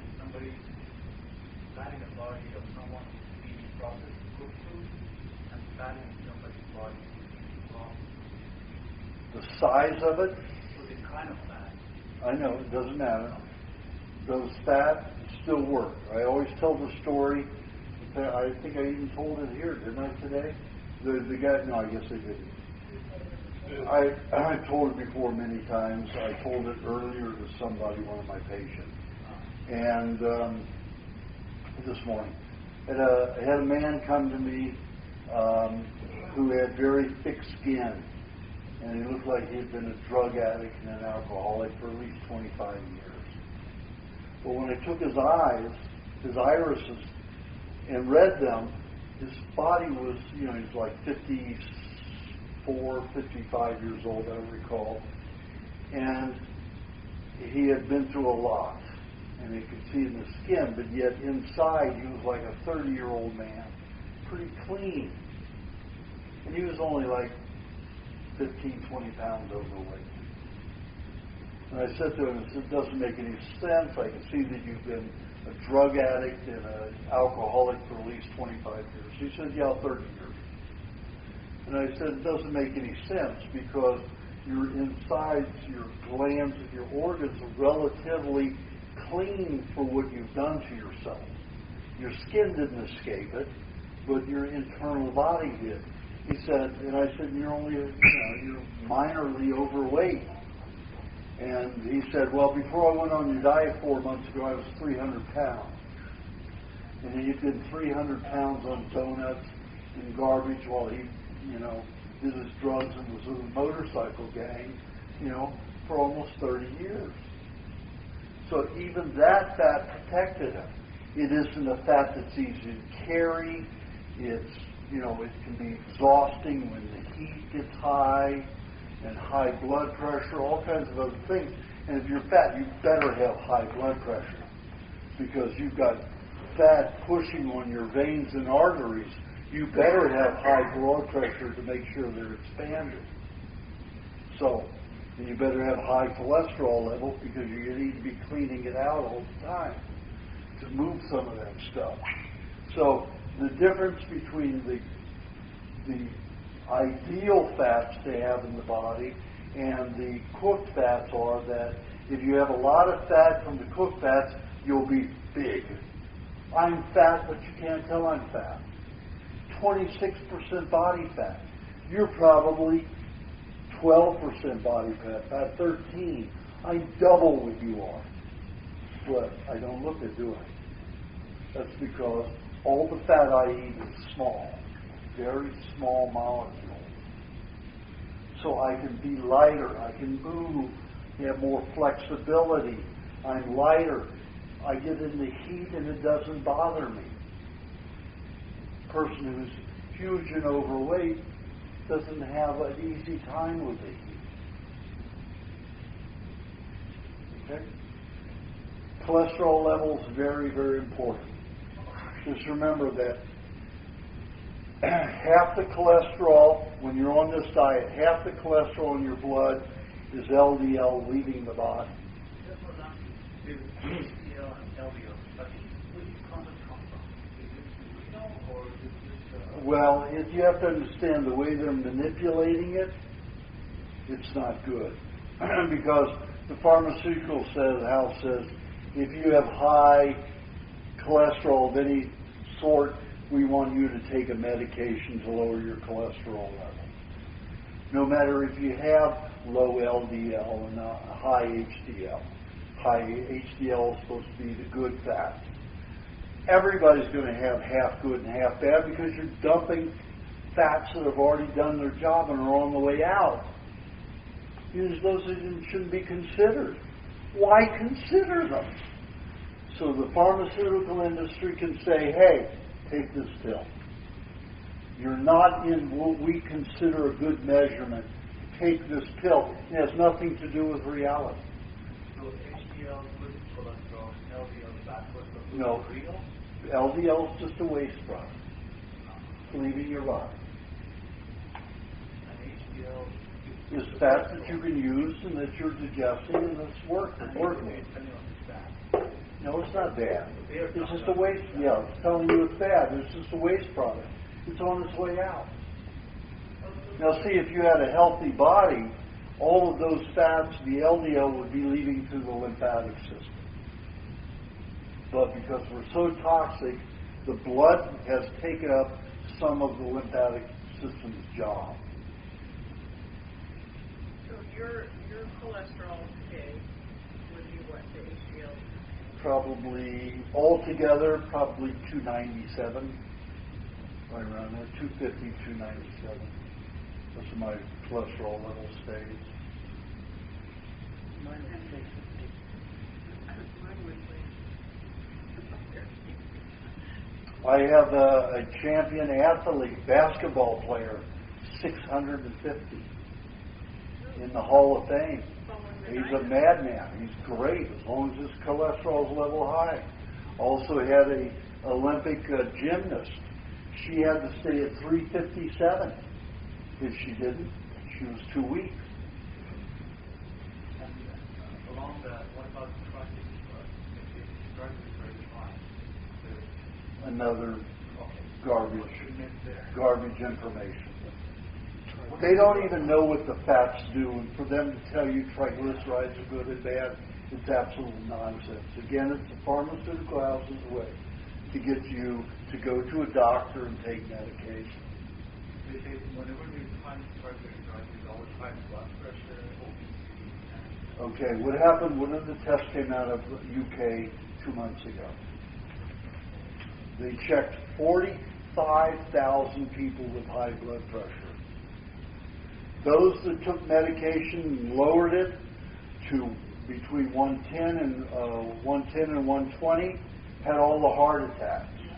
People who didn't take the high blood pressure medicine and kept the high blood pressure 160 to 170, no heart attack. Shot them right out of water. Did that test get? It lasted a day in the news and was gone because there's no money in it. It just shot down trillions of dollars for people who are taking high blood pressure medicine. high blood pressure is not a threat. Oh, that's what they say it is. They say you're likely to have strokes and you're likely to have a heart attack with high blood pressure. And they proved just the opposite in these UK tests. Is there a website or you can find the article? Well, if you put in UK high blood pressure, probably put 45,000 number, that number in. Put all the things that might go along in that article and you'll probably come up with it. The reason for coronary heart disease or heart failure are not related to cholesterol or high blood pressure. It's related to plaquing. Okay. I would say half of the heart attacks that appear because there's some malformation in the heart or there's congestion in your artery. That doesn't come from cholesterol. You have to look at what causes plaque in the body. The body takes poisons just like plaque on your teeth. That doesn't come from cholesterol. That comes from minerals, high calcium, phosphorus, potassium, magnesium, binding with heavy metals. And it plaques onto the arterial walls, which are too dry. If they were slick with fats, there would be no sticking. There would be no sticking. What about trans fatty acids? Pardon? What about trans fatty acids? Trans fatty acids cause other problems. They cause a melting and deterioration of the body. They create acid. But not the arteries. No. Not in the arteries at all. In fact, triglycerides will help clean out plaque. No, I didn't say triglycerides, I said trans fatty acids. I mean, the trans fatty acids will actually be turned into solvents to deteriorate plaque, but it's just like chelation therapy. It takes lots of your minerals with those bad, so it thins the skin and easily tear inside. You can easily hemorrhage anywhere. So you have to be very careful with things like, chelation therapy. Let your cheese be the chelator, your clay be a chelator. Don't be chelating with these chemicals that they're selling.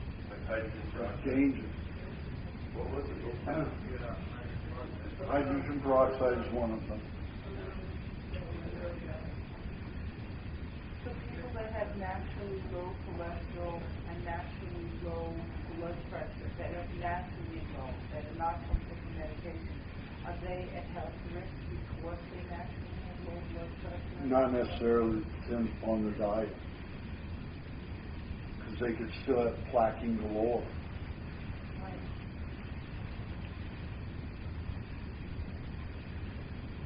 Do you have a question? Okay. Okay. Whether I'm very affected by bleaching, whether it's things like over and all warm and other stuff. Like maybe like warm weather, mold actually, or cold weather, actually. What is it actually? Well, you have cold molds. Cold molds live in rock. So that's why they usually have cheese caves, because that's what produces a certain kind of mold at that temperature. You also have molds that come about after the rain in higher temperatures. There are molds for all, just like there are bacteria, and except up to 100 degrees, then they start becoming destroyed. But you have bacteria, parasites that survive different temperatures and do better with different temperatures and different humidities.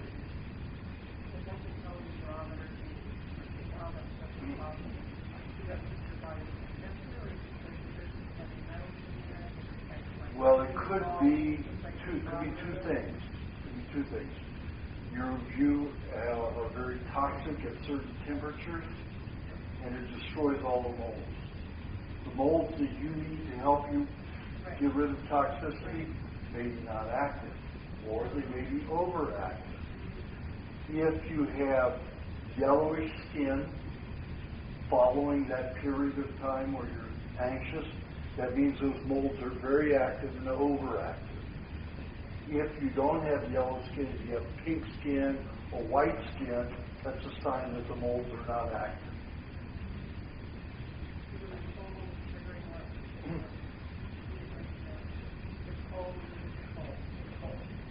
Well, you could have very poor circulation.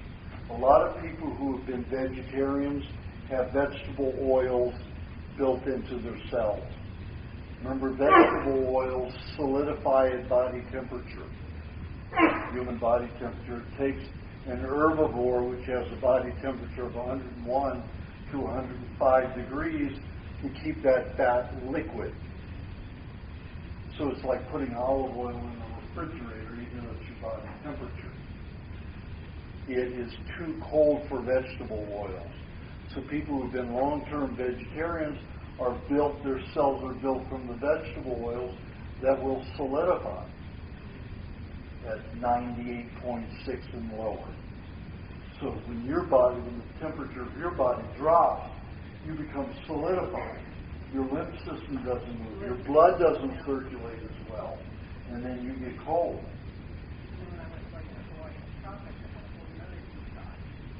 There you were dumping. Yeah, you were dumping all those. You were melting them and then moving them out of the body.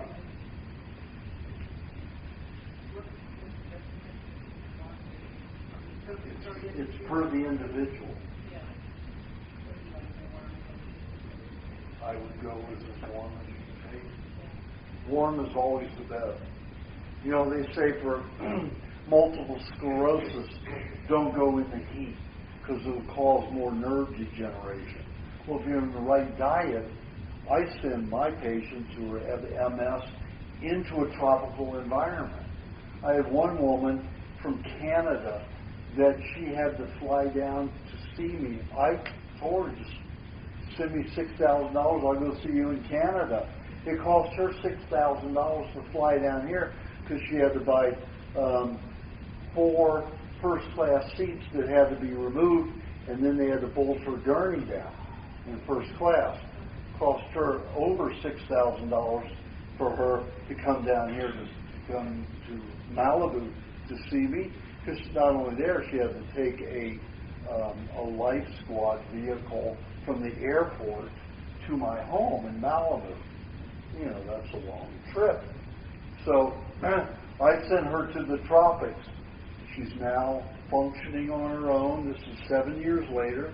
She lives in southern Mexico, and she's in a tropical environment, and she's functioning now.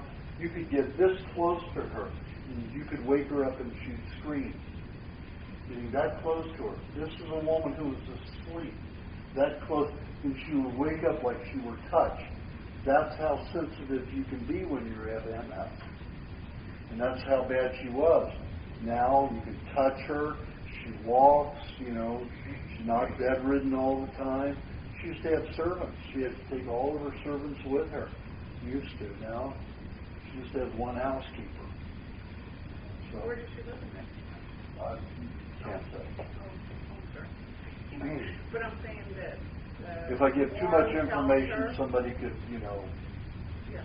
But the warm climate you're saying helps her body do what? Just remember, your body regenerates better at higher temperatures. Just like when you're in a fever, you produce cells better. So you as feel long better. as she's on the diet and she's warm, that's helping, but she still has the MS, or is she actually recovering and regenerating? She's recovering and regenerating. It's probably another couple of years and she'll be all through it. And let me tell you, getting this woman with skin and bones looked like she just came out of Auschwitz. Now, finally, you know, it's taken all these years for her to put on weight, and now she went from a size 2.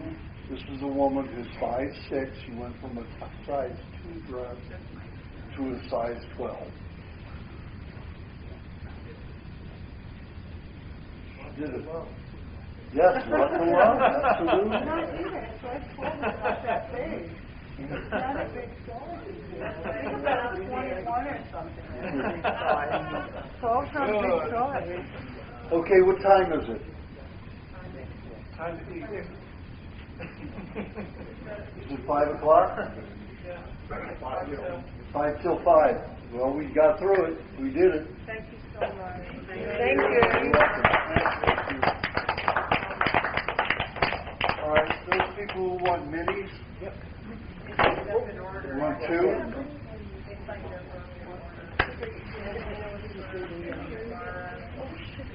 Okay.